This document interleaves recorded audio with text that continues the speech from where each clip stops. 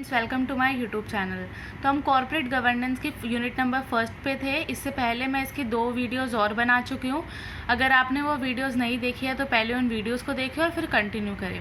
आज की इस वीडियो में हम बात करेंगे एथिकल गवर्नेंस के बारे में, कॉर्पोरेट सोशल रिस्पॉन्सिबिलिटीज़ के बारे में और कॉर्पोरेट सोशल रिस्पॉन्सिबिलिटीज़ के क्या क्या बेनिफिट होते हैं। तो हम स्टार्ट करते हैं एथिकल गवर्नेंस। तो एथिकल गवर्नेंस होता क्या है? Ethics is a vital part of corporate governance and administration must reflect accountability for their actions on a global community scale। मतलब जो ethics होता है ना, वो एक बहुत ही important part होता है corporate governance का, जो कि हमारी administration दिखाता है। मतलब किस तरह से हमारी accountability और किस तरह से हमारे actions होंगे हमारी कंपनी के अंदर। फिर आता है ethical governance in a business is more than regularity committee. मतलब ये एक बहुत शॉर्ट कंसेप्ट नहीं है, बट ये एक रेगुलरिटी कमेटी का काम है, जिसके अंदर कोई ऐसा नहीं है कि हमने रूल बना दिया और बस हम उसको ही फॉलो करना है, बट इसके अंदर हम ह्यूमन को भी वैल्यू देते हैं।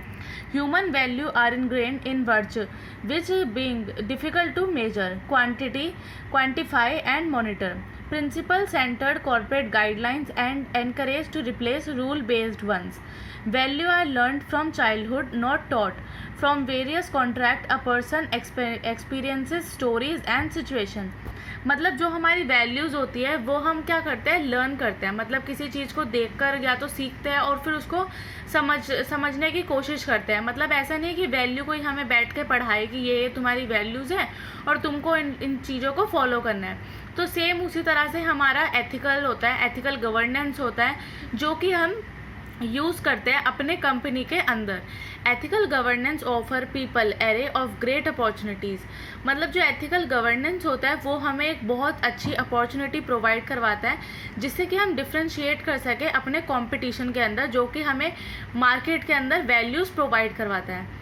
A corporation which is known to be secure and run on moral principle will be more trusted by customers। मतलब वो प्रिंसिपल जिसके अंदर हमें ज़्यादा से ज़्यादा हम किसके ऊपर ट्रस्ट करते हैं? कस्टमर्स के ऊपर, शेयर होल्डर्स के ऊपर, इन्वेस्टर के ऊपर, जिससे कि हमारा मतलब जो कंपनी है वो बहुत ही एथिकल वे में काम कर सके। Ethical governance require habit and it require proper regulation. Ethical governance के अंदर हम अपनी हैबिट्स को देखते हैं और इसके अंदर रिक्वायर है हमारा कि प्रॉपर तरह से हमें रेगुलेट करें उन चीज़ों को। Education and communication must be further enhanced. Ethical issue must find and gain support in the work place and also in the society. जो एथिकल इश्यूज़ होते हैं हमारे, उनको हम अच्छे से अपना पहले चेक करें और उसके बाद हम देखें कि कहाँ से हमें उसका सपोर्ट मिलेगा अपने वर्क प्लेस के अंदर। उसके बाद हम अपनी सोसाइटी के अंदर उसकी वैल्यूज़ को प्रोवाइड करवाएं। तो यह आता है हमारा एथिकल गवर्नेंस। उसके बाद हम बात करते हैं corporate social responsibility. Corporate social responsibility का self regulating business.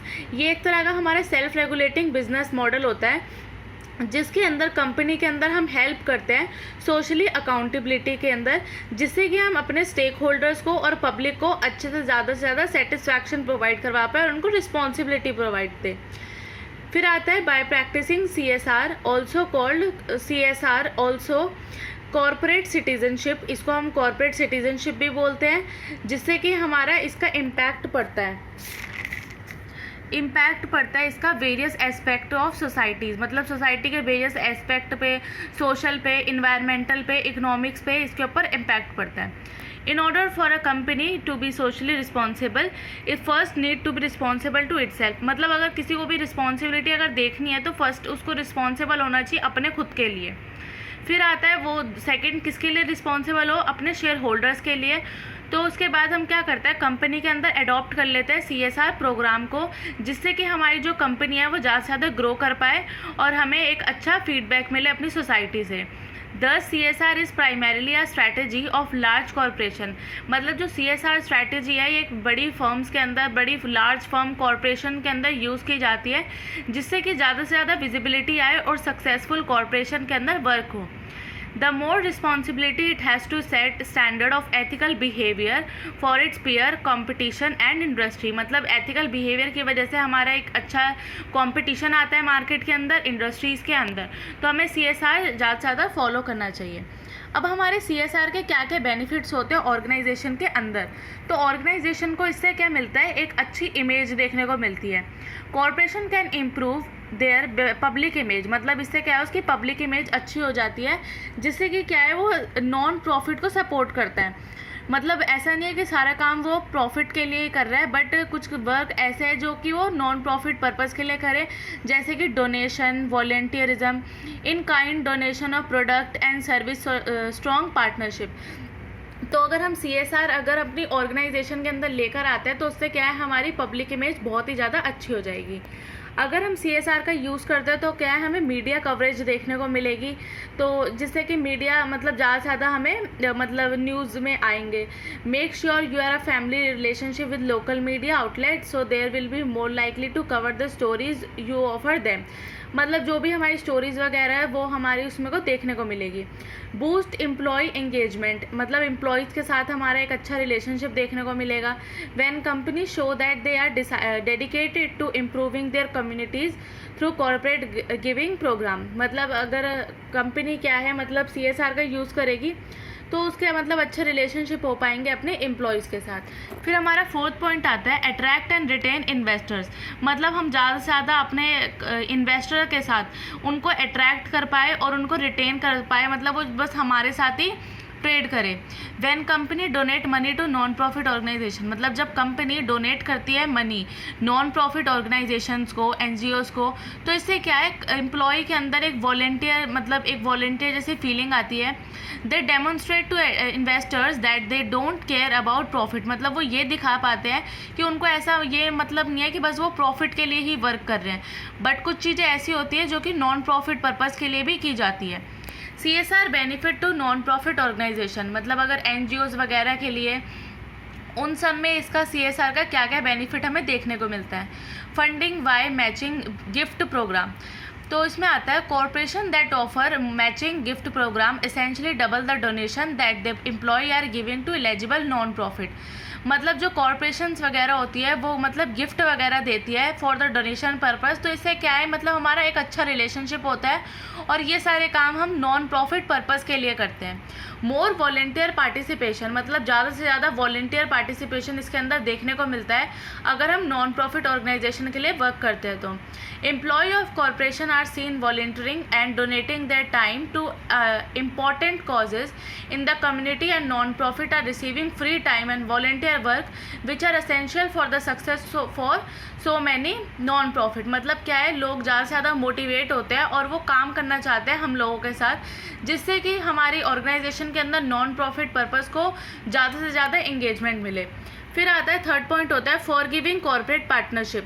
For a non-profit organization, a partnership with a local or national corporation put its name or turn of matching materials that otherwise could not have been affordable or tight budget. तो इसके अंदर क्या है कि मतलब non profit organisation के अंदर चाहे वो हम लोकल मतलब मार्केट के अंदर करें या नेशनल कॉर्पोरेशन के अंदर करें, मतलब इसके अंदर हमारे मार्केटिंग मटेरियल का ज़्यादा से ज़्यादा यूज़ होना चाहिए जिससे कि वो हम अफोर्ड कर सकें, मतलब अपने बजट के अंदर ही हमारा सारा काम हो जाए। वेराइड सोर्स ऑफ रेवेन्यू, मतलब डिफरेंट सोर्सेज से हमें क्या मिलता है देखने को मिलता है revenue. Company with strong corporate social responsibility program are looking for non profit to be receipt of grant, matching gift program and volunteer grant programme.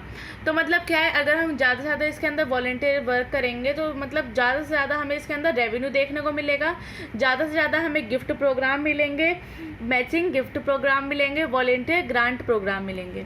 फिर आता है CSR के बेनिफिट्स क्या क्या होते हैं जो कि एम्प्लॉयज़ के लिए। तो एम्प्लॉयज़ के अंदर क्या है एक पॉजिटिव इन्वायरमेंट की फीलिंग आती है। Business environment are more enjoyable when company engage in CSR, मतलब जो एम्प्लॉयज़ वर्क कर रहे होते हैं ऑर्गेनाइजेशन के अंदर कंपनीज़ के अंदर तो वो बहुत ज़्यादा इंजॉयबल फील करते हैं और जब भी हम CSR के साथ काम करते हैं। इंक्रीज़ इन क्रिएटिविटी, मतलब एम्प्लॉयज़ के अंदर ज़्यादा से ज़्यादा क्रिएटिविटी देखने को मिलती है। उनका ये एम रहता है कि वो मैक्सिमाइज़ कर पाए अपनी सोशल रिस्पॉन्सिबिलिटी को और फास्टर कर पाए, अच्छी कर पाए अपनी इनोवेटिवनेस को और क्रिएटिविटीज़ को। तो ये थे हमारे 2 पॉइंट। अब इसके 3rd पॉइंट की बात करते हैं, encourage professional and personal growth, मतलब इसके अंदर क्या होता है मतलब जो एम्प्लॉयज़ होते हैं वो अपनी प्रोफेशनल और पर्सनल ग्रोथ को भी अच्छा करते हैं जिससे कि वो प्रोफेशनली ज़्यादा से ज़्यादा वर्क करते हैं और वो डेवलप करते हैं मतलब डेवलपमेंट करते हैं ऑर्गेनाइजेशन के अंदर, जिससे कि इसमें अच्छा रिजल्ट देखने को मिलता है हमारी CSR के अंदर। Promote individual philanthropy, employees become more philanthropically aware when they work for company that are socially responsible.